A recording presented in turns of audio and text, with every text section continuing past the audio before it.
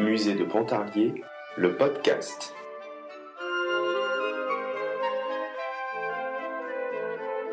La multiplication des marques d'absinthe entraîne les distillateurs à faire preuve d'ingéniosité pour se faire connaître des consommateurs.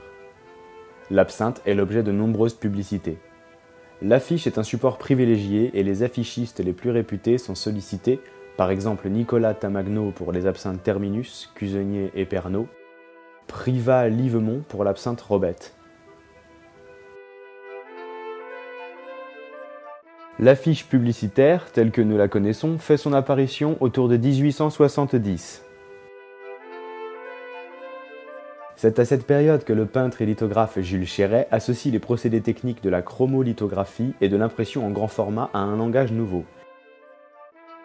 Il est le premier à saisir la dimension psychologique de la publicité, cherchant à séduire et non simplement à décrire.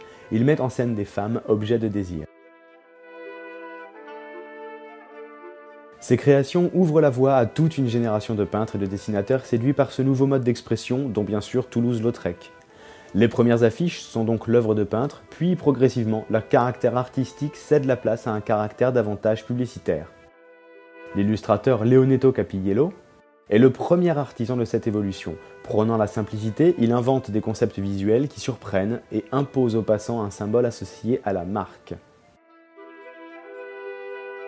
Dans les publicités pour l'absinthe, la femme est mise en avant dans tous les cas ou presque. À une époque où la consommation d'alcool n'est absolument pas tabou, les femmes peuvent être montrées buvant de l'absinthe sans rien perdre de leur grâce ni de leur élégance.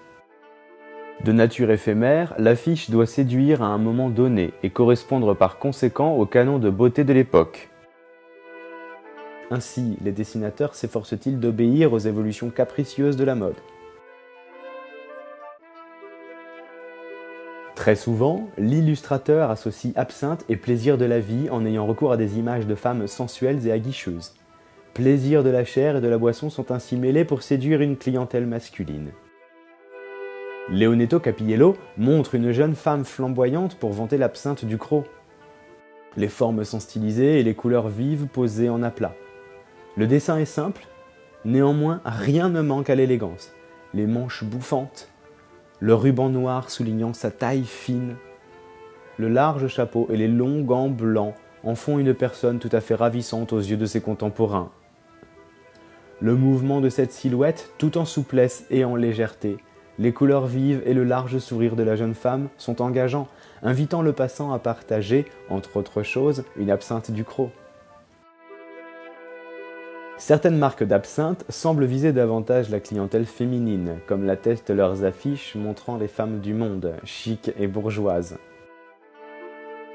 L'absinthe suisse Premier Fils tente à véhiculer un message de respectabilité du produit, par exemple dans l'affiche dessinée par Lotil.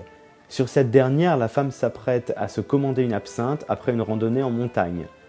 L'absinthe Premier Fils est destinée aux femmes non seulement élégantes, mais encore sportives et soucieuses de leur santé.